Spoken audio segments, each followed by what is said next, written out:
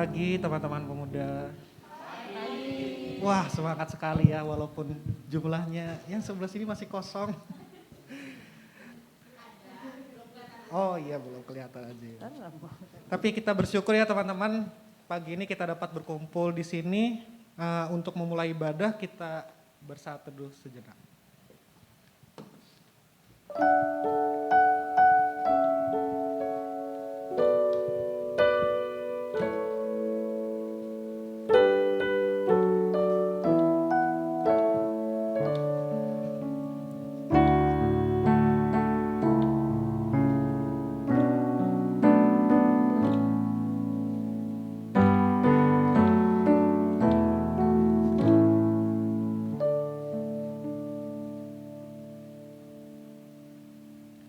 Ya teman-teman, tahu kan ini ada apa hari ini kan? Oh nggak tahu. Ya jadi hari ini tuh tanggal merah sebenarnya. Iya hari Minggu bertepatan dengan Chinese New Year ya. Jadi gong sifat coy. Tapi kita bersyukur teman-teman.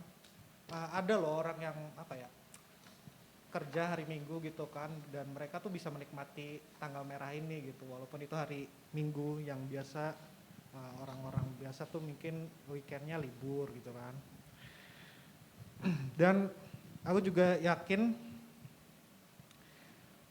gimana ya, mungkin ada yang mau curhat dulu atau sharing selama seminggu ini gimana? Oh saya sendiri aku sharing ternyata. Oke, kalau aku sih sharing dikit ya teman-teman. Aku berhasil menjalani 22 hari selama tahun baru ini kan. Dan apalagi sekarang juga bertepatan tanggal 22. 22 Januari. Terdengar sepele ya teman-teman ya. Namun selama 22 hari ini kita semua berhasil menjalaninya dan tentu saja karena penyertaan Tuhan. Untuk itu mari kita bersyukur kepada Tuhan dan memuji Dia yang Maha Kuasa. Dengan bangkit berdiri kita menyanyikan Suci, Suci, Suci.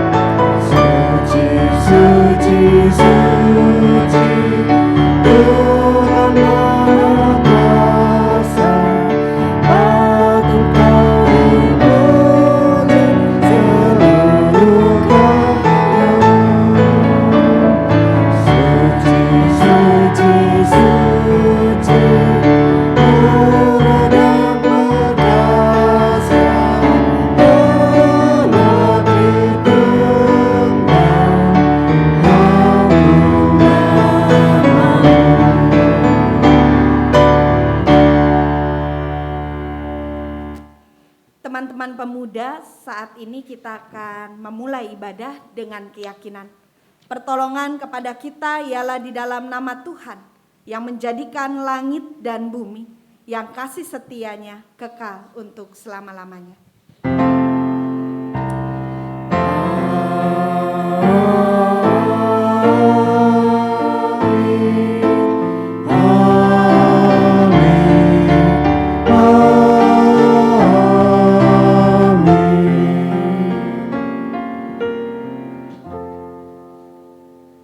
kasih karunia dan damai sejahtera dari Allah Bapa kita menyertai saudara sekalian. Dan menyertai saudara juga.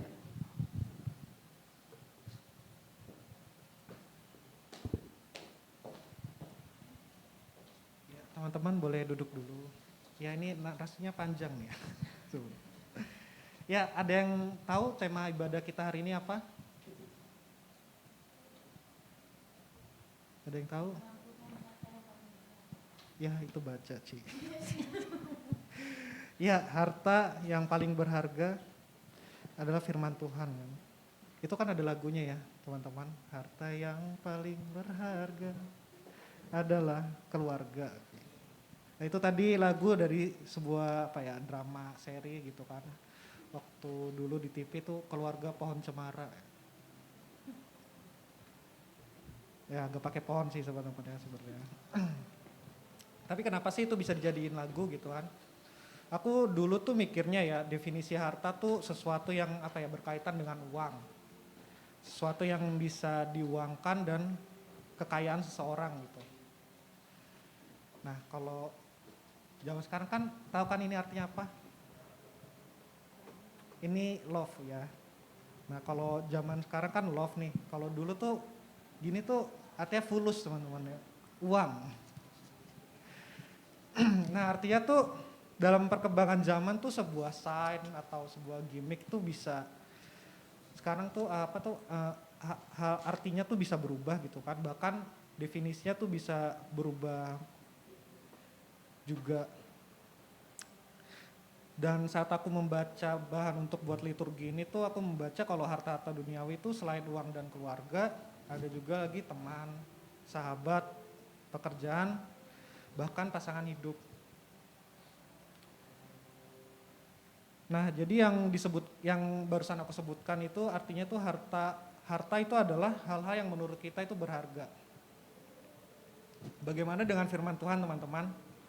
Tentu saja itu harta kita sebagai pengikut Kristus karena dari firman itu kita tahu tentang kebenaran Tuhan. Mazmur 119 ayat 105 berbunyi, firman-Mu itu pelita bagi kakiku dan terang bagi jalanku. Kerinduan kita akan firman Tuhan yang menuntun kita untuk dapat berkumpul di tempat ini. Untuk itu kita mau kembali memuji Tuhan dengan bangkit berdiri. Boleh dengan bertepuk tangan, bersukaria, mari kita menyanyikan Datanglah ke Bait.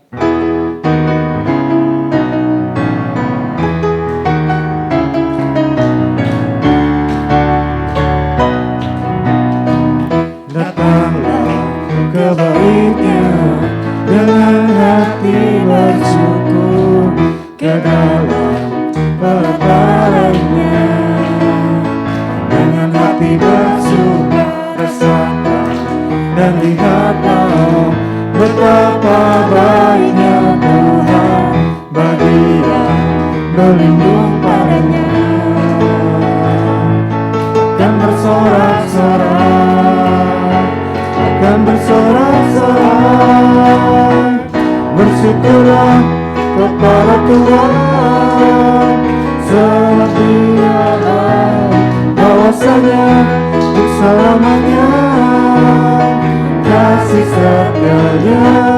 Bersyukurlah kepada Tuhan, sebab Dia baik, bahwasanya untuk selamanya kasih setia-Nya. Kita nyanyikan satu kali lagi teman-teman. Datanglah ke Bait-Nya dengan hati bersyukur, ke dalam pelataran-Nya dengan hati bersuka rasakan dan lihatlah betapa baiknya Tuhan bagi yang berlindung padanya.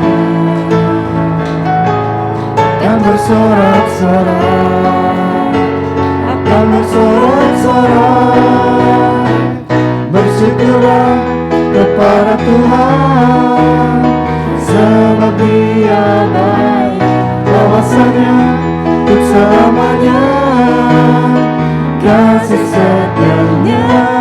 Bersyukurlah kepada Tuhan, sebab Dia baik, bahwasanya untuk selamanya kasih setianya.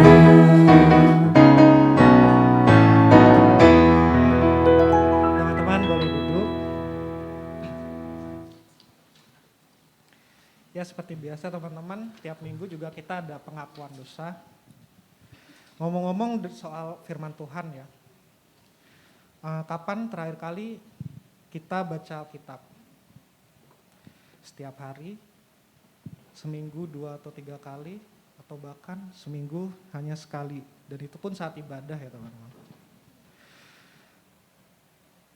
Itu pun kalau kita beribadah, kalau enggak berarti yang biasanya seminggu sekali kita baca Alkitab, itu enggak sama sekali dong. Padahal di zaman ini tuh serba mudah ya, dan instan. Kita tuh kemana-mana tuh bawa Alkitab ya. Ya Alkitab tuh yang ada di HP teman-teman, smartphone. Itu kan pasti, aku yakin kita semua tuh punya Alkitab digitalnya. Lebih memilih hal-hal duniawi, swipe story, reels, di sosmed, bisa kuat berjam-jam. Baca Alkitab satu pasal aja, mata udah pedih, ngantuk, dan berbagai alasan lain juga dari distraksi-distraksi lain. Lalu di manakah kerinduan kita untuk mencari dan belajar tentang firman Tuhan? Untuk itu mari kita berefleksi sejenak teman-teman, mengakui dosa kita kepada Tuhan. Dengan rendah hati mari kita menyanyikan di muka Tuhan Yesus. Kita nyanyikan secara bergantian, bait yang pertama oleh wanita, yang kedua pria, dan yang keempat nanti kita bersama-sama.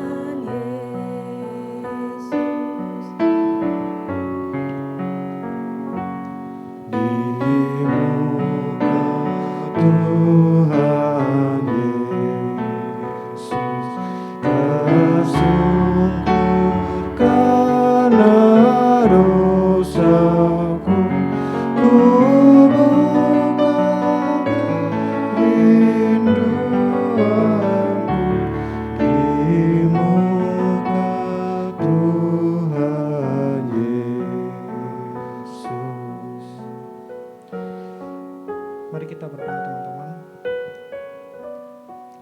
Ya Tuhan, kembali kami menghadap kehadirat-Mu. Tidak henti-hentinya kami mohon ampun atas dosa kami ya Tuhan. Dan tidak henti-hentinya juga Tuhan mengampuni dosa dan kesalahan kami. Semua itu atas kasih setia-Mu saja ya Tuhan. Terima kasih Tuhan Yesus. Amin. Kita akan menyanyikan baitnya yang keempat. Mari kita nyanyikan bersama-sama.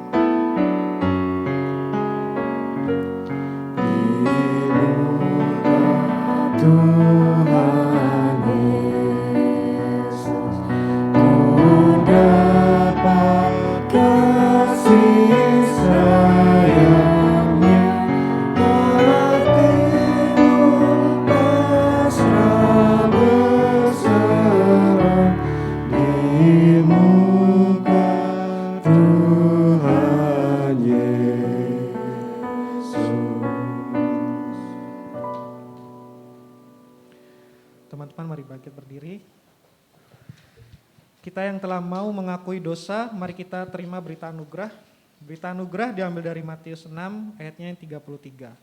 Tetapi carilah dahulu kerajaan Allah dan kebenarannya, maka semuanya itu akan ditambahkan kepadamu. Demikianlah berita anugerah dari Tuhan. kepada Allah Damai Kristus bersama. dan sertamu juga.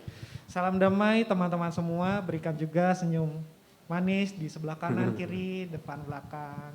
Salam damai. Ya, kita juga mau mendengarkan firman Tuhan yang akan sebentar lagi dibawakan oleh Kak Kristia. Untuk menyambut firman Tuhan yang nanti kita akan dengarkan mari dan belajar bersama, mari kita menyanyikan lagu Carilah Dahulu Kerajaan.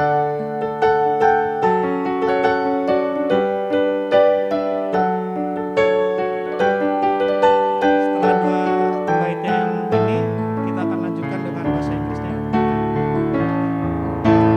Carilah dulu kerajaan Allah beserta kebenarannya, maka semua ditambah padamu. Haleluya, haleluya. Bukan makanan saja kau perlu, paling perlu firman Allah yang merupakan jaminan hidupmu. Haleluya, haleluya. Seek ye first the kingdom of God and His righteousness, and all these things shall be added unto you. Hallelujah, hallelujah.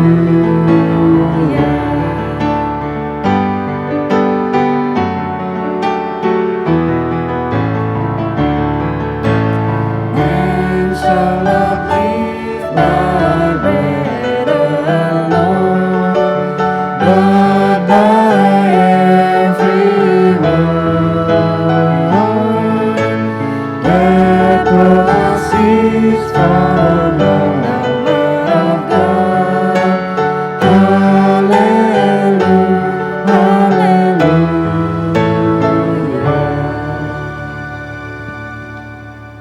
Silakan duduk teman-teman. Ya, mari kita bersatu dalam doa, kita berdoa.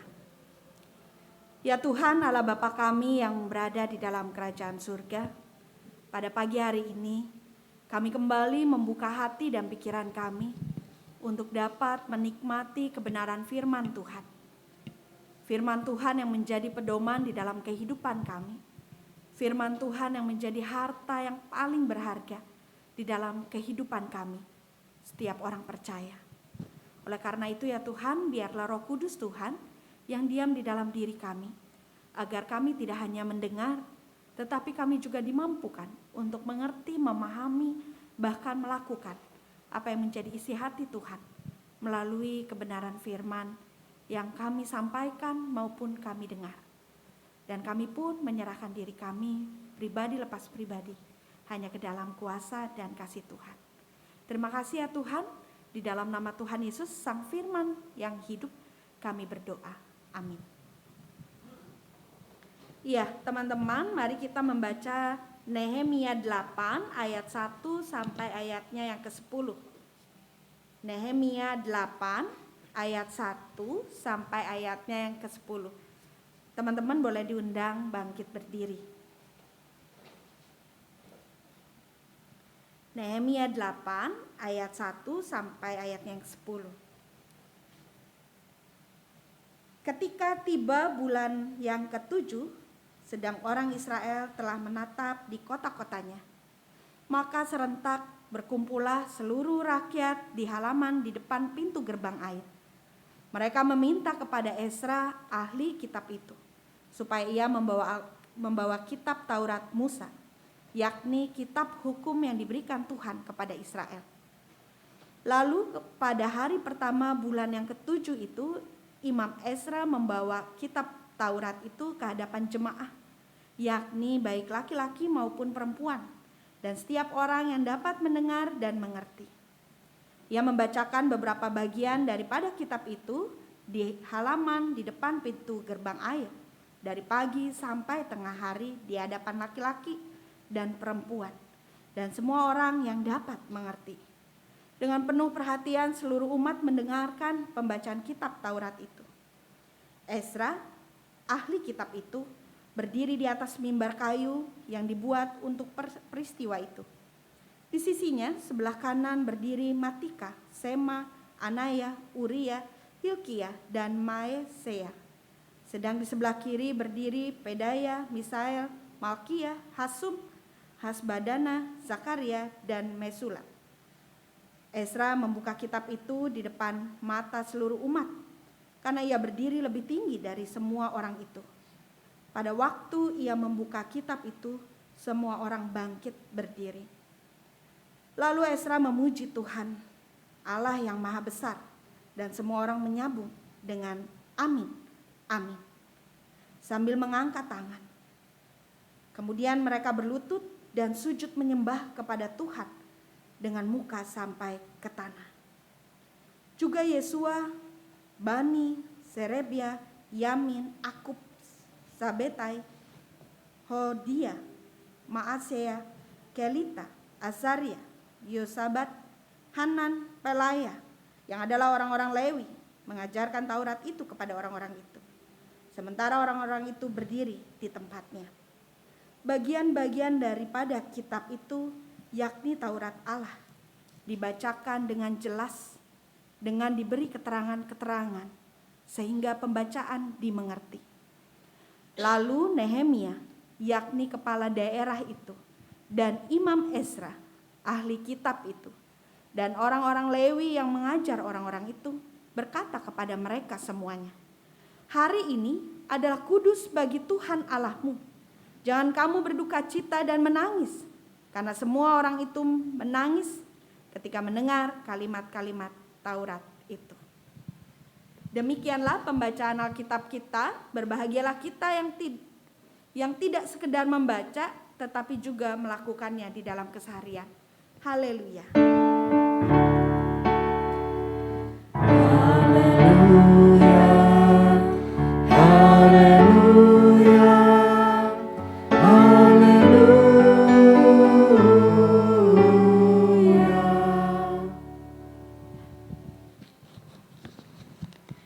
Ya, selamat pagi teman-teman.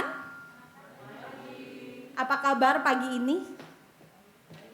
Baik. Ya, apapun keadaan teman-teman, baik, tidak apa-apa. Tapi ada satu keyakinan bahwa Tuhan selalu hadir, bahkan diam di dalam kondisi teman-teman saat ini. Oleh karena itu, boleh ya kita saling melambaikan tangan ya, ke depan, belakang, samping, untuk menyimbolkan bahwa ya benar, Tuhan hadir bahkan diam di dalam kondisi kita. Boleh ya? Wah, Kak Sindu 2 tangan ya. Saking yakinnya kepada Tuhan. Ya, teman-teman yang dikasihi oleh Yesus Kristus, tema kita pada pagi hari ini adalah firman Tuhan, harta yang paling berharga. Ketika saya mendapatkan tema ini, pertama kali yang saya pikirkan, firman Tuhan, harta yang paling berharga. Apa iya? Kalau firman Tuhan kita tempatkan sebagai harta yang paling berharga di dalam hidup kita. Atau ada yang lain yang lebih berharga selain firman Tuhan. Apa yang pertama kali teman-teman pikirkan terhadap tema ini?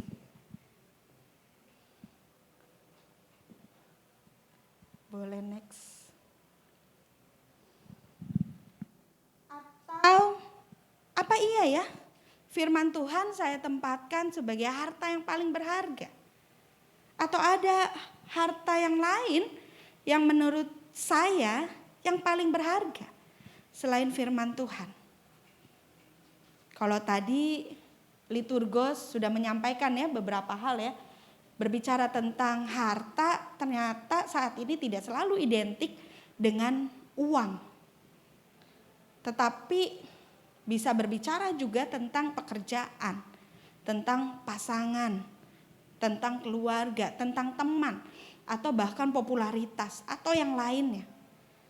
Nah, oleh karena itu saya mau tahu dulu nih untuk teman-teman, apa sih harta yang paling berharga di dalam kehidupan kalian saat ini? Kira-kira apa harta paling berharga menurutmu? Sukses. Kenapa? Buat saya pribadi ya, kalau kita nggak sukses, kita nggak akan bisa berhasil dalam hidup. Seperti itulah. Baik, berarti ada satu alasan yang membawa siapa?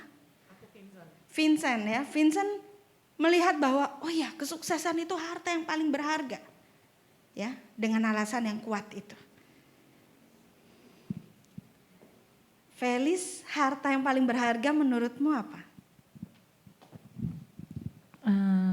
Kalau harta yang paling berharga sih menurut aku ya, apalagi di zaman pandemi ini, kesehatan sih Kak. Itu berharga banget dan mahal sekali. Kenapa? Karena ya di zaman pandemi ini tuh untuk bertahan survive dengan kesehatan itu lumayan cukup sulit gitu. Di tengah pandemi yang terus-menerus ada, makin membuat orang stres, kesehatan semuanya turun gitu. Tapi ketika semuanya bisa berjalan dan tetap sehat, ya itu udah anugerah banget sih. Jadi sama ya kayak Vincent ya, Felis juga punya sesuatu yang menurut dia berharga nih. Karena alasan yang kuat ya. Jadi kita bisa memberikan kesimpulan ya, harta yang paling berharga itu berarti yang punya makna atau nilai yang sangat penting ya untuk kehidupanku secara pribadi. Dan yang penting itu pastinya berdampak untuk kehidupanku juga ya, sangat mempengaruhi untuk kehidupanku. Nah, kita punya, saya termasuk di dalamnya harta yang paling berharga di dalam hidup saya gitu ya. Saat ini harta yang paling berharga adalah anak ya. Enggak saat ini ya, pastinya selamanya juga ya. Anak gitu ya, itu harta yang paling berharga. Kenapa? Saat saya memiliki anak saya tahu, oh iya ya, jadi orang tua tuh seperti ini gitu ya. Dan yang lainnya. Dan ketika saya memaknai itu mempengaruhi hidup saya. Saya bukan lagi seperti yang dulu tentunya gitu ya. Tetapi ada pembaharuan. Ada sesuatu yang mendorong saya melakukan sesuatu hal yang menunjukkan bahwa ya, anak menjadi harta yang berharga bagi saya. Nah, teman-teman, harta yang berharga di dalam kehidupan kita tentu harus kita miliki. Karena itu membuat kita punya makna atau arti yang mempengaruhi kehidupan kita. Nah, itu juga ternyata yang mau kita dalami, ya, yang mau kita hayati. Ketika ya, harta yang paling berharga untuk setiap orang percaya, untuk setiap murid-murid Tuhan, tidak lain adalah firman Tuhan. Ya. Nah, oleh karena itu, mari kita kembali membuka bacaan kita. Nehemia 8 ayat 1 sampai 10. Namun saya mau mengajak teman-teman ya untuk membacanya sekali lagi dan membayangkan situasi atau kondisi saat itu, baik dari segi Nehemianya ataupun dari umat yang saat itu menerima pembacaan Taurat yang dilakukan oleh Nehemia atau orang-orang Lewi. Saya beri kesempatan teman-teman untuk baca sekali lagi sambil mendalami atau membayangkan situasi pada saat itu.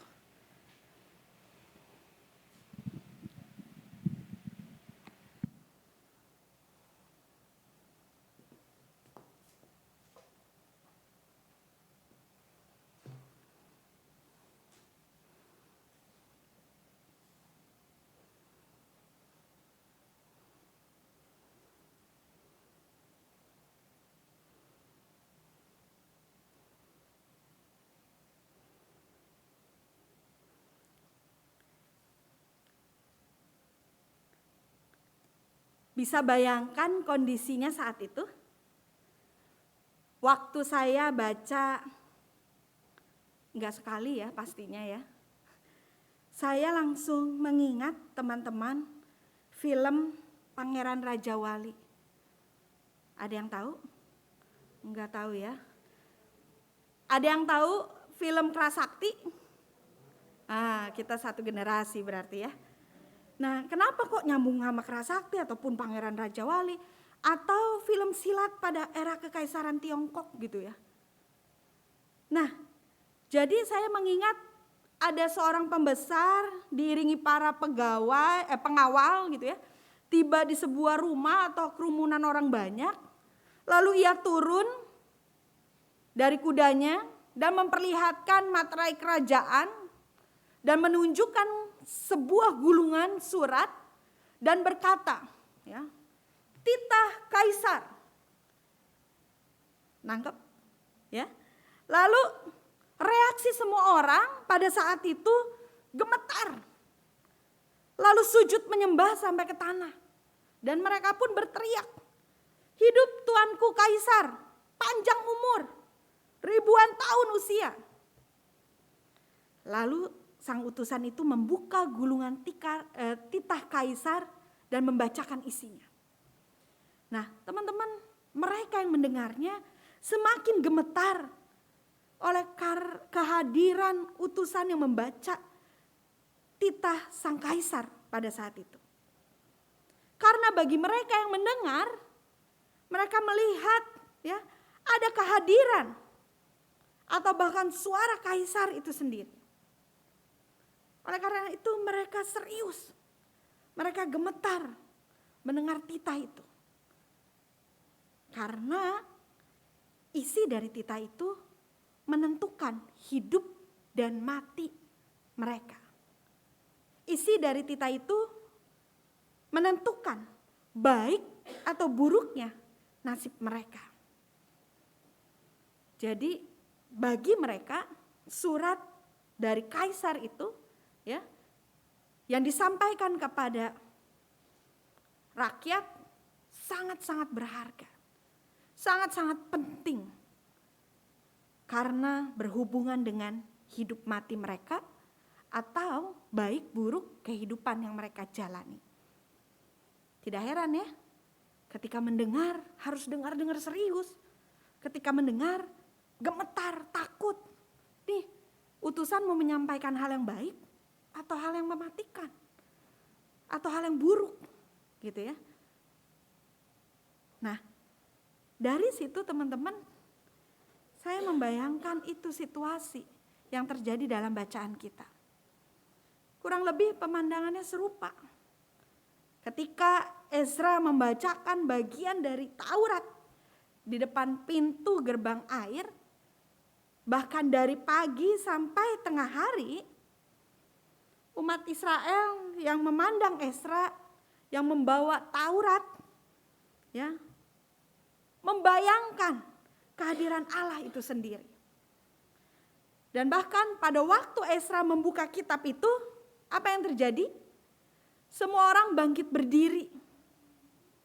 Tadi itu juga yang dilakukan oleh teman-teman ya. Ketika membaca Alkitab, bangkit berdiri. Nah, memang berbeda cara penghormatan rakyat Tiongkok dalam kisah silat itu terhadap kaisarnya dengan kebiasaan umat orang percaya. Ya, umat Israel saat itu. Umat Israel bangkit berdiri karena menghormati Allah. Bahkan mereka siap mendengar titah Tuhan dari kitab Taurat yang disampaikan. Mereka juga antusias, mereka serius, mereka juga dengan gentar ketika berhadapan dengan sabda ilahi yang sedang dibacakan. Kenapa demikian? Karena bagi mereka sabda ilahi yang disampaikan ternyata menentukan juga baik atau buruk, hidup atau matinya mereka sebagai orang percaya. Jadi reaksi mereka ketika berhadapan dengan Taurat Tuhan saat itu benar-benar menggambarkan bahwa titah Allah yang disampaikan lewat Taurat mempengaruhi kehidupan mereka. Mereka melihat titah Taurat itu sangat berharga, sangat penting untuk mereka dengar. Nah, teman-teman, dari situ saya menarik kesimpulan bahwa benar juga ya. Saya dan teman-teman ketika memandang firman Tuhan sebagai sarana Allah yang menyatakan dirinya dan bahkan menentukan baik, buruk, atau hidup dan matinya kita, maka otomatis kita juga akan melakukan ya dengan serius, bahkan dengan hormat. Ketika kita mendengar firman Tuhan, ketika kita membaca firman Tuhan. Kita enggak sembarangan. Tetapi di saat yang bersamaan juga, kita juga tidak memberhalakannya juga. Ya. Ibaratnya sama seperti dokter bedah syaraf yang membaca MRI ketika akan membedah pasiennya. Nah, pasti hasil MRI itu akan menjadi panduan utama bagi sang dokter untuk melakukan tindakannya. Betul ya? Atau juga seorang pelaut yang pasti tidak akan main-main dan memperlakukan kompas dengan sembarangan. Karena bagi sang pelaut, kompas itu menjadi alat atau menjadi sarana menentukan sampai tidaknya ia ke tempat tujuan. Seperti itulah firman Tuhan di dalam konteks Israel saat itu dan bahkan di dalam konteks kita. Begitu penting ya, ketika melihat firman Tuhan ternyata secara gamblang memperlihatkan baik buruknya kehidupan orang percaya sangat melekat dengan firman Tuhan.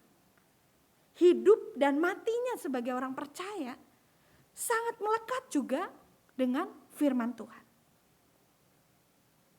Namun teman-teman, ketika kita memahami atau bahkan meyakini iya ya firman Tuhan begitu penting, begitu berharga, tapi di saat yang bersamaan realitanya seperti ini. Tadi sudah disampaikan oleh liturgus. Banyak di antara kita tidak serius memperlakukan firman Tuhan, memperlakukan kitab suci kita, padahal kita tahu rahasia keberhasilan hidup kita sebagai orang percaya ada di dalamnya. Ketidakseriusan itu dilihat dari apa? Kita jarang untuk mempersiapkan waktu, mempersiapkan tempat, dan lebih lagi mempersiapkan hati kita untuk dapat membaca firman Tuhan, untuk dapat mendengar firman Tuhan. Kita sering membaca kitab suci atau firman Tuhan mungkin secara multitasking. Ketika scroll gitu ya di medsos, ada firman Tuhan, wah ini cocok nih. Menurut kita, wah ini udah cukup nih kita baca firman Tuhan. Itu sembarang ternyata teman-teman. Atau ketika kita sengaja, wah kayaknya aku mau dapat kekuatan, searching kekuatan dalam Alkitab. Gitu ya. Ternyata itu tidak hormat terhadap firman Tuhan. Karena kita tidak mempersiapkan hati kita. Kita tidak mempersiapkan diri kita untuk berjumpa dengan firman Tuhan. Nah, bagaimana kita mau menyatakan di dalam kehidupan kita bahwa ini adalah yang penting, ini adalah yang berharga, kalau kita tidak pernah mempersiapkan diri kita, mempersiapkan hati kita secara khusus, bahkan yang terbaik untuk dapat mendengar firman Tuhan. Hanya sebagai refleksi yang indah didengar gitu ya. firman yang indah didengar, tapi di saat yang bersamaan cepat berlalu begitu saja. Nah, teman-teman, selain itu, di dalam bacaan kita juga saya menemukan hal yang menarik lagi. Nah, rupanya Ezra adalah seorang iman yang mengerti banyak tentang Taurat. Nah, ketika saya menemukan poin ini, itu menjadi refleksi pribadi saya, ya. Ketika Ezra menyampaikan Taurat kepada umat, ketika Taurat itu dibacakan oleh Ezra, ia menyampaikan dengan jelas. Bahkan ia hanya memberi keterangan-keterangan seperlunya. Sehingga apa yang terjadi? Apa yang dibacanya dimengerti oleh pendengarnya. Nah, poinnya adalah ketika Ezra mengerti banyak tentang Taurat. Nah, teman-teman, saya dan teman-teman dipanggil Tuhan untuk mewartakan kabar sukacita, untuk mewartakan firman Tuhan. Tapi bagaimana ketika saya dan teman-teman tidak mengerti banyak tentang firman Tuhan? Bagaimana yang mendengarkan firman Tuhan bisa mengerti kalau dari diri kita tidak banyak mengerti tentang Taurat? Nah, Ezra tidak seperti, maaf ya, termasuk saya mungkin ya, tidak seperti kebanyakan pengkhotbah sekarang. Yang dimana mengutamakan membaca bagian-bagian yang menghibur, bagian-bagian yang enak didengar, bagian-bagian yang memanjakan umat. Ia tidak seperti itu. Ia mengutamakan apa yang menjadi isi hati Tuhan. Ia mengutamakan apa yang Tuhan inginkan untuk disampaikan kepada umat dengan jelas. Ya. Harus diakui pengkhotbah masa kini ya cenderung kebalikannya. Merasa cukup menyampaikan 1 atau 2 ayat, itu pun loncat sini sana gitu ya, dengan konteks yang berbeda, dan kemudian memberikan uraian yang cukup panjang. Syukur kalau itu tidak ngelantur kemana-mana. Ada pesan yang didapat lah. Ya. Dan Ezra tidak melakukan itu. Nah, selain Ezra yang menyampaikan firman Tuhan, di situ juga menggambarkan umat yang saat itu benar-benar mempersiapkan hati. Nah, saya jadi berefleksi bagaimana umat saat ini, masa kini, yang sudah disediakan kesempatan, yang disediakan waktu, disediakan tempat bahkan oleh Tuhan untuk dapat mendengar firman Tuhan. Umat masa kini lebih menyukai bacaan Alkitab yang pendek saja. Betul nggak? Ya. Kalau panjang gitu ya, atau bahkan yang silsilah apa ini Kasindu gitu ya, atau bahkan kalau ada ukuran-ukuran itu di mana ya, di Bilangan atau di Keluaran, atau bahkan peraturan-peraturan bait suci, bait Allah, opo iki gitu ya, aduh nggak jelas, yang jelas aja, yang to the point aja, nggak usah panjang-panjang, membosankan, memakan waktu lama. Karena masih ada acara lain, masih ada kegiatan lain, masih ada jadwal lain. Nah, di situ menjadikan gambaran bahwa iya ya, kita nggak serius, kita setengah hati untuk dapat mendengar firman Tuhan. Kita lupa, bahkan enggan juga untuk membandingkan umat Israel dan Ezra pada saat itu, ketika membaca dan mendengar Taurat Tuhan. Bahkan dengan jelas dikatakan pembacaan itu dari pagi sampai siang. Namun umat pada saat itu tetap serius, tetap setia. Ya, saya punya pengalaman ketika membawakan firman Tuhan, kalau itu udah kelamaan, udah jadi gaya umat ya, warta gitu ya. Terus kipas-kipas yang tadinya tegak sekarang nyender gitu ya gini. atau buka handphone gitu. Kalau di mimbar kan kelihatan semua gitu ya. Dan di situ harus peka gitu ya. Oh, udah kelamaan nih atau udah membosankan nih, harus segera amin nih gitu ya. Jangan sampai belum selesai udah pada pulang gitu ya. Namun umat pada saat itu di dalam bacaan kita, wah mereka benar-benar totalitas untuk membaca firman Tuhan, untuk mendengar firman Tuhan. Mereka setia, mereka serius dengan penuh perhatian. Walaupun disampaikan dari pagi sampai siang. Nah, bahkan teman-teman kalau kita perhatikan ya, mereka pun mengungkapkan perasaan mereka. Mereka menangis ketika mendengar kalimat-kalimat Taurat. Dan tidak itu saja ya, mereka juga melanjutkan untuk memahami, untuk menelaah Taurat yang mereka dengar di dalam kehidupan mereka hari lepas hari. Saking seriusnya gitu ya, saking totalitasnya. Nah, kalau kita seperti apa nih? Ketika mendengarkan firman Tuhan di hari Minggu, ada kemungkinan gak sih dibuka lagi di hari Senin, terus Selasa, Rabu, sampai ketemu lagi hari Minggu? Atau yang kemarin Pendeta Yael firmankan, ada yang masih ingat gak? Apa itu? Ya. Nah, itu ya kita harus berani untuk mengevaluasi, apa saya serius? Apa saya benar-benar sepenuh hati? Ya, apakah benar-benar saya menempatkan firman Tuhan menjadi yang penting, ya, yang berharga, yang bermakna dalam kehidupan saya? Nah, kalau kita melihat mengapa umat pada saat itu bisa bertahan mendengar Ezra ketika membaca Taurat Tuhan.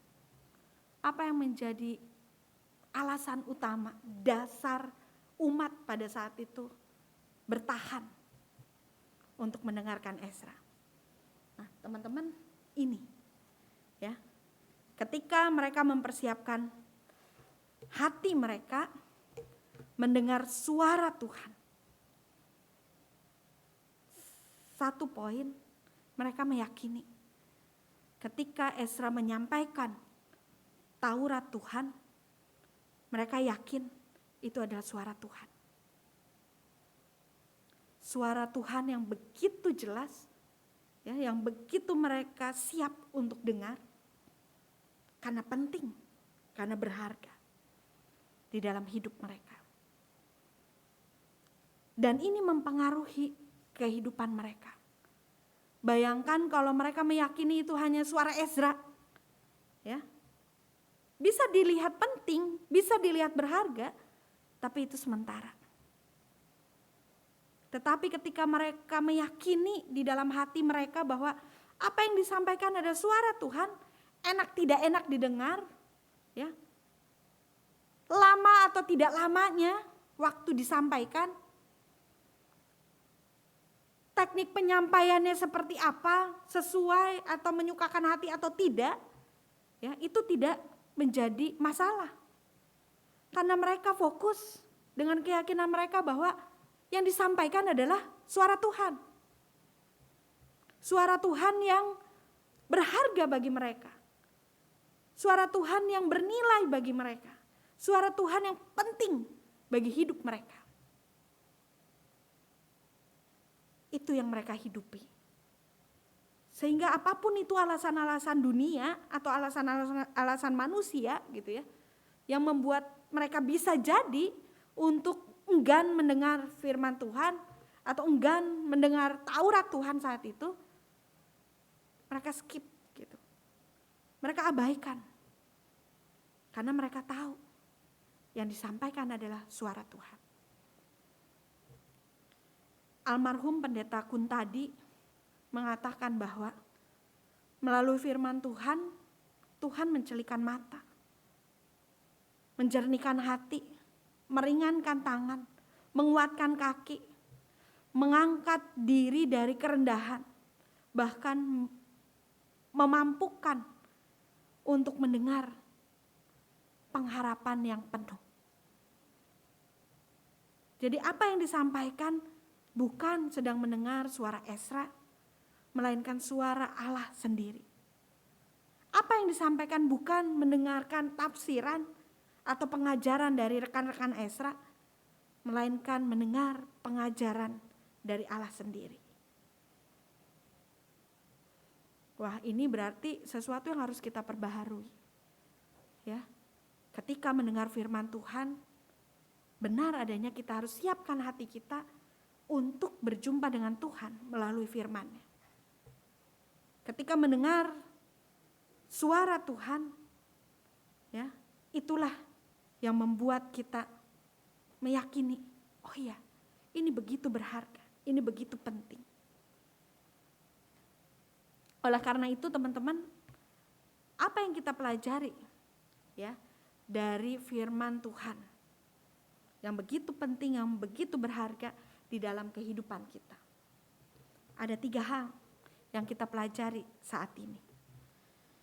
Kita harus menghidupi bahwa penting dan berharganya firman Tuhan ada di dalam kehidupan kita manusia.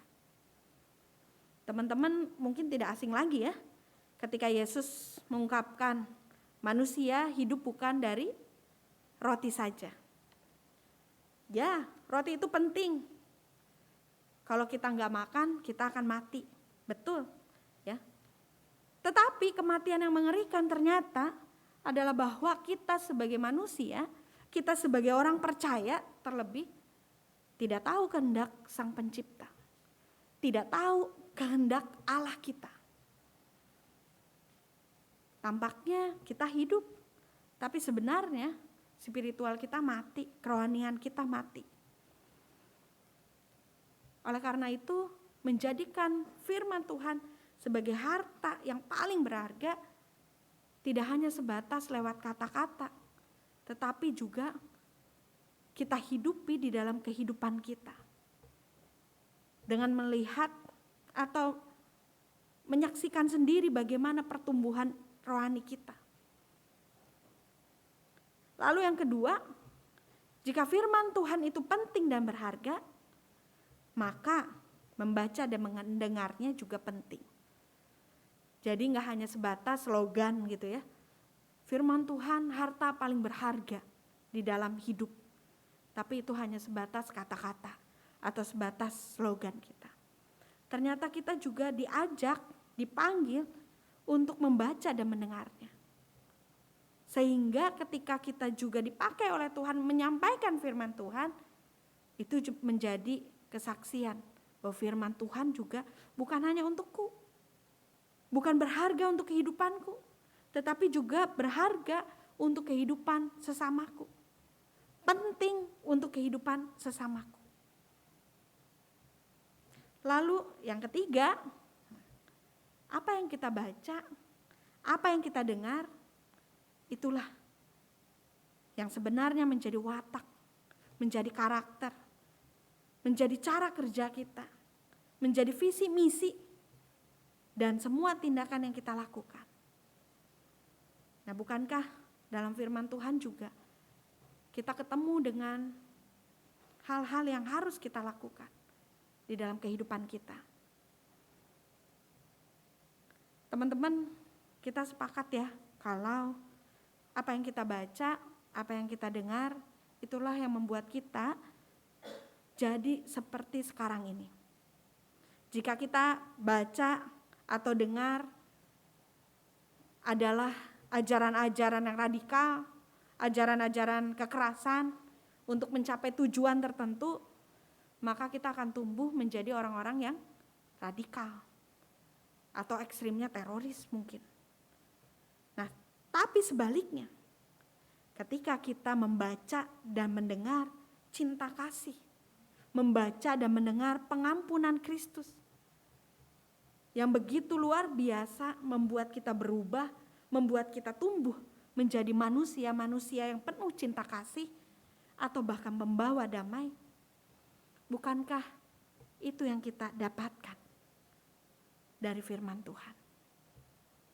Dan itulah nilai yang dimiliki oleh firman Tuhan, yang sangat berharga di dalam kehidupan kita. Dan bahkan firman Tuhan, nilai-nilainya itu tidak dimiliki oleh siapapun. Tidak dimiliki oleh hal-hal yang lain. Ya. Jadi oleh karena itu, ya, saat ini kita semakin diperkaya bahwa kenapa sih firman Tuhan menjadi harta di dalam kehidupanku yang berharga. Kenapa, bagaimana, atau apa kita temukan lewat kisah Ezra dan umat Israel pada saat itu. Nah, oleh karena itu biarlah kita juga boleh menggali, ya, boleh terus menelaah, boleh terus juga lebih-lebih mempersiapkan hati kita untuk dapat berjumpa dengan firman Tuhan. Selamat menjadikan firman Tuhan menjadi harta yang paling berharga di dalam kehidupan kita hari lepas hari. Amin. Kita saat teduh sejenak.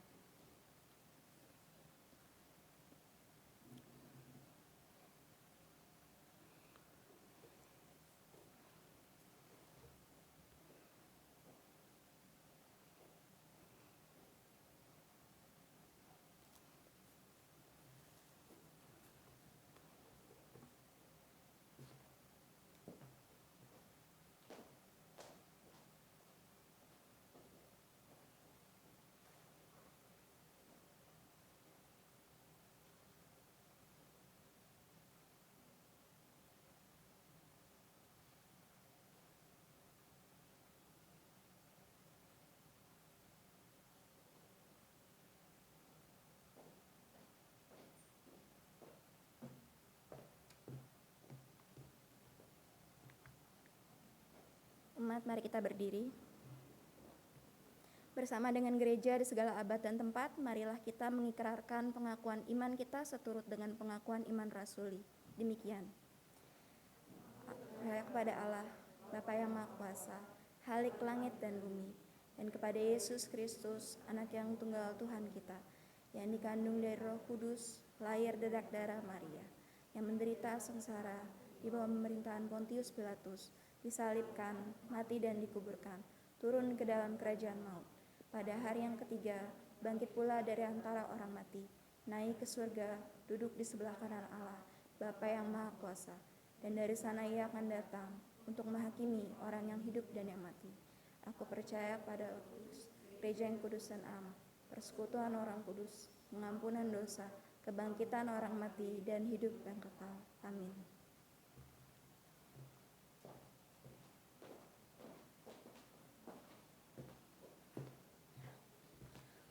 Mari kita bersatu hati menaikkan doa syafaat, kita berdoa.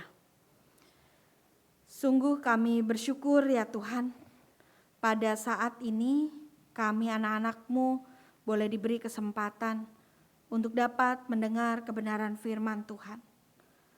Ya Tuhan, di tengah kesempatan ini kami kembali diperbaharui.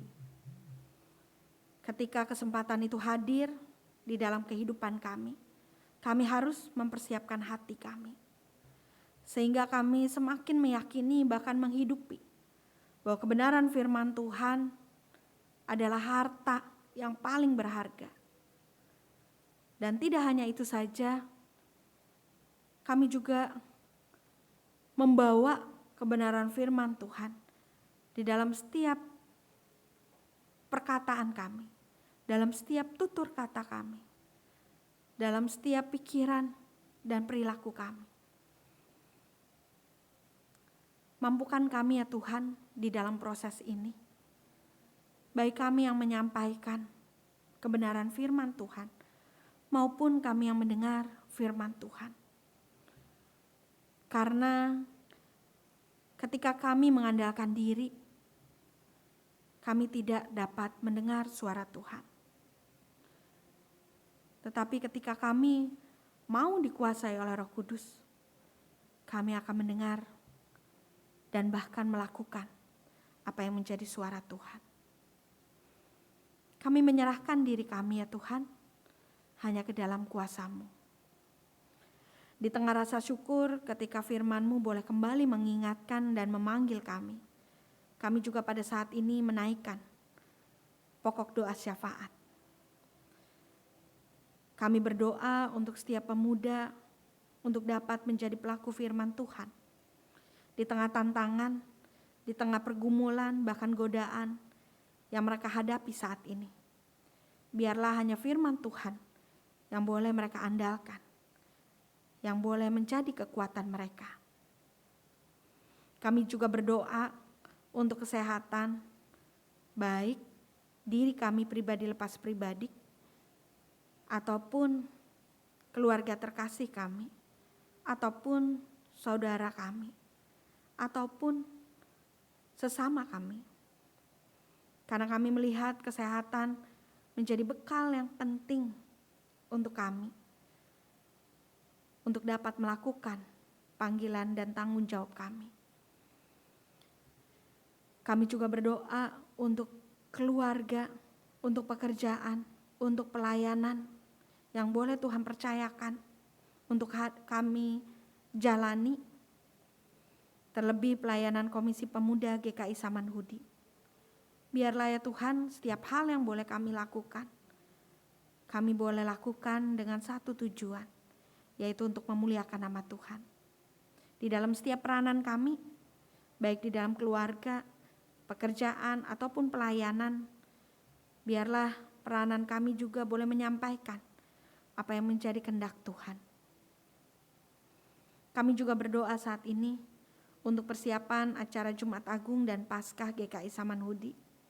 Di dalam setiap proses-proses yang boleh dijalani, biarlah persiapan ini juga ada di dalam pimpinan dan penyertaan Tuhan. Sehingga kami, bahkan umat-Mu yang ada di GKI Samanhudi, boleh bersatu hati, boleh mempersiapkan diri untuk dapat menghayati kembali Jumat Agung ataupun Paskah dengan rangkaian-rangkaian yang boleh dinyatakan. Kami juga berdoa ya Tuhan untuk pemilu yang akan berlangsung di tahun 2024 mendatang, untuk ekonomi yang ada pada saat ini, biarlah itu juga boleh Tuhan pimpin, Tuhan kuasai.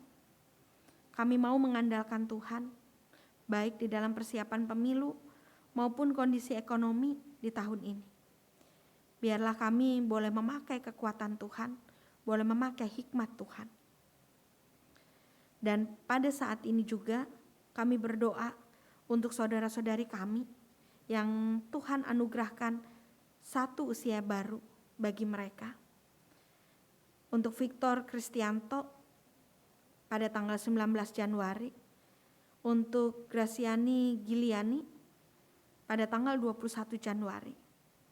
Dan untuk saudara-saudara kami lainnya yang tidak kami sebutkan, biarlah di usia yang baru yang Tuhan anugerahkan boleh menjadi kesempatan bagi saudara-saudari kami untuk terus semakin yakin, percaya, dan lebih lagi memuliakan Tuhan di tengah kehidupan yang Tuhan percayakan untuk mereka lalui.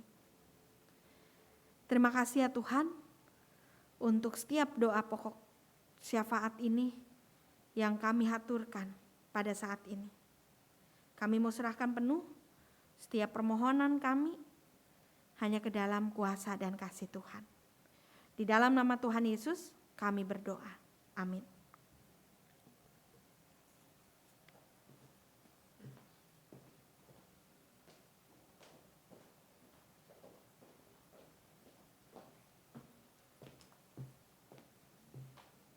Marilah kita mengungkapkan rasa syukur kita dengan memberikan persembahan kepada Tuhan.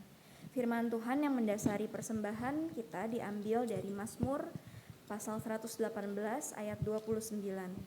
Bersyukurlah kepada Tuhan sebab Ia baik, bahwasanya untuk selama-lamanya kasih setianya. Umat dapat memberikan persembahan dengan cara memasukkan amplop ke kantong persembahan atau dengan menggunakan QR Code yang tersedia di layar dan ditempelkan di kursi di depan.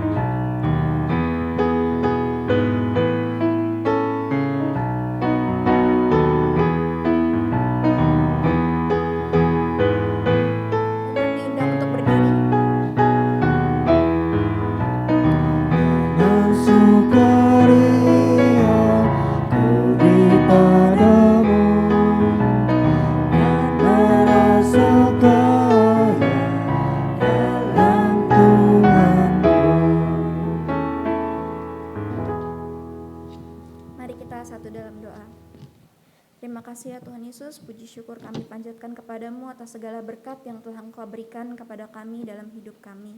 Engkau tahu apa yang terbaik buat kami Tuhan, dan Engkau selalu memberikan yang terbaik untuk kami. Dan karena itu juga Tuhan, jika kami bisa membawa persembahan kepadamu pada saat ini, itu juga karena Engkau. Engkau berkati, Engkau kuduskan persembahan ini Tuhan. Engkau berkati juga tangan-tangan yang mengelolanya supaya bisa menjadi perluasan untuk kerajaan-Mu. Dalam nama Tuhan Yesus kami bawa persembahan dan doa ini. Amin.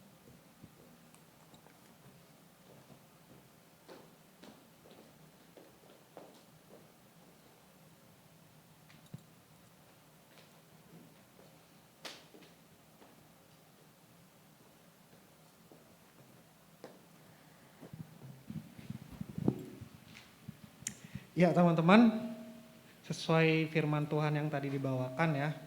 Kalau aku sih ada sharing sedikit lagi, yaitu dari ya mari kita tumbuhkanlah kerinduan kita untuk membaca firman Tuhan lagi ya. Seperti tadi dalam Nehemia 1-10 itu, kalau teman-teman baca secara full itu ada 13 pasal sebenarnya. Dan itu tuh ceritanya sih bangsa Israel setelah dari pembuangan gitu, mereka ada kerinduan kembali untuk membaca kitab Taurat. Jadi kerinduan untuk mau membuka, membaca, memahami dan melaksanakan dalam keseharian kita. Dan dalam kesempatan ini aku juga mau sharing gitu sedikit kan tentang kekhawatiranku dan overthinkingku itu selama 2 tahun itu terakhir sudah terkikis ya. Ya walaupun kadang ketika khawatir itu datang lagi, tapi dan ingat ada penyertaan Tuhan. Aku yang dulu butuh berhari-hari untuk sembuh untuk overthinking dan khawatir, itu sekarang cuma kayak tarik nafas gini, dah langsung hilang. Sombong ya. Tapi di sini juga saya mau ngasih tahu bahwa di situ ada proses, dan ya mungkin dari teman-teman sendiri bahkan ada yang lebih cepat gitu kan prosesnya. Ada yang butuh mungkin 1 tahun, atau mungkin Bapak bisa lebih cepat lagi gitu kan 1 minggu gitu. Dan semua itu tuh karena ada Tuhan bersama kita. Belajar dari mana? Dari Alkitab tentunya. Ini adalah harta Tuhan yang Tuhan berikan tuh secara cuma-cuma loh teman-teman, free. Dan hidup dalam Tuhan itu sangatlah indah. Untuk itu teman-teman, mari kita menyanyikan sebagai lagu penutup, Siapa yang Berpegang.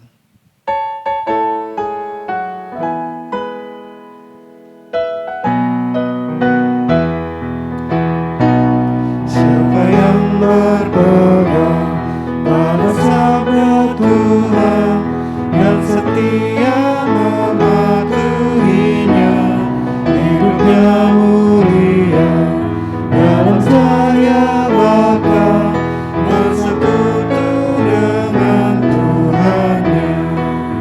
Percayalah dan pegang sabdanya, hidupmu dalam Yesus sungguh bahagia.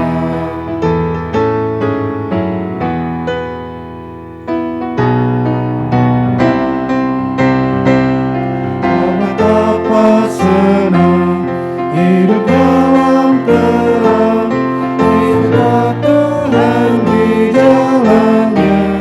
Jika mau mendengar serta patuh benar dan tetap berpegang padanya. Percayalah dan pegang sabdanya, hidupmu dalam Yesus sungguh bahagia. Mari teman-teman kita arahkan hati kita kepada Tuhan. Kami mengarahkan hati kami kepada Tuhan. Jadilah saksi Kristus, Syukur kepada Allah terpujilah Tuhan. kini dan selamanya. Pulanglah sambil menyatakan panggilan saudara dan terimalah berkat Tuhan. Tuhan memberkati engkau dan melindungi engkau. Tuhan menyinari engkau dengan wajah-Nya dan memberi engkau kasih karunia. Tuhan menghadapkan wajah-Nya kepadamu dan memberi engkau damai sejahtera. Amin.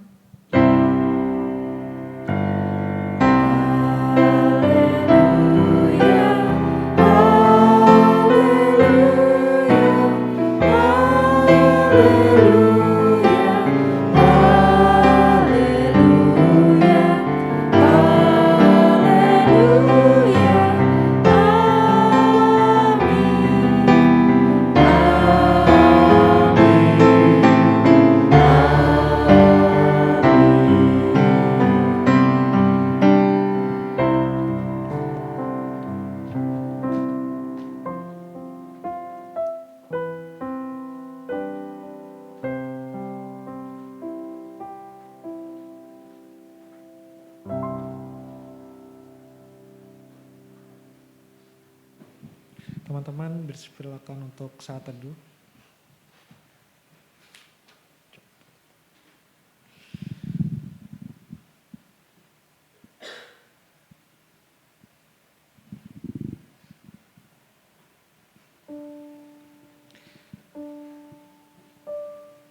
Selamat hari Minggu teman-teman, ibadah kita telah selesai, namun kita ada beberapa pengumuman. Ya, selamat datang untuk yang baru pertama kali hadir, apakah ada? Ya, sepertinya tidak ada ya, wajah-wajah lama. Untuk minggu depan kita ada tema dengan I Choose to be Free yang akan dibawakan oleh Pendeta Ivon Maranatha dari GKI Bekasi Timur. Jam dan tempatnya masih sama ya teman-teman di sini. Dengan penatua minggu depan itu ada Willy Darmawan, liturgusnya Fani Dijaya. Pemusik ada Wahyu lagi, Gerald dan Matthew. Song leader Zerlin, Evel tidak ada. Minggu depan ada. Multimedianya saya lagi. Publikasinya Edward dan asernya Ciunita dan Ciripka. Untuk teman-teman selamat mempersiapkan untuk persiapan minggu depan. Lalu untuk pelayan hari ini terima kasih untuk Kak Kristia Kal dan penatua kita, penatua FK.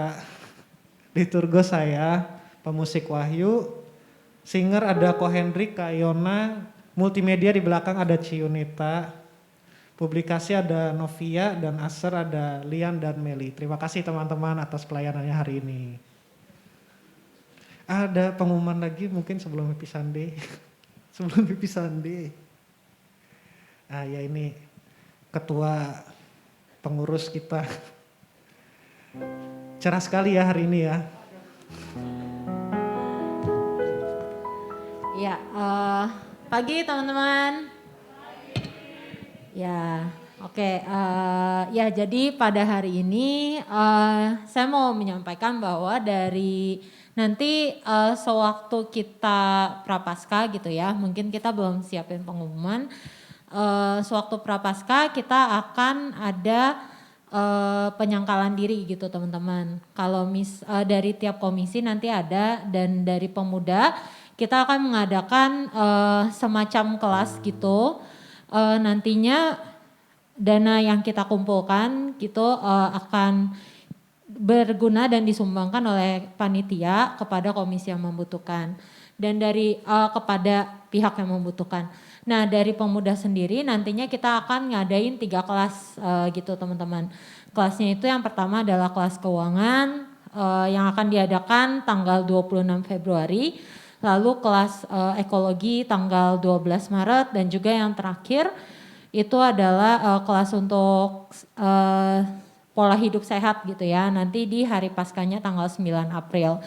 Nah, dari kelas-kelas ini nanti kita akan membentuk tim volunteer gitu ya. Tim volunteer ini adalah tim yang nanti akan membantu untuk mengadakan kelas tersebut gitu. Jadi misalnya di bagian pendaftaran ataupun nantinya di saat pola hidup sehat itu ada beberapa teman-teman yang akan melakukan misalnya membantu tim dokter untuk melakukan pengecekan tensi ataupun dari mengambil sampel darah untuk dicek di gula darahnya lalu kolesterol dan juga asam uratnya. gitu. Jadi kita butuh partisipasi dari teman-teman juga gitu untuk sama-sama kita dari pemuda membantu di kelas-kelas tersebut gitu.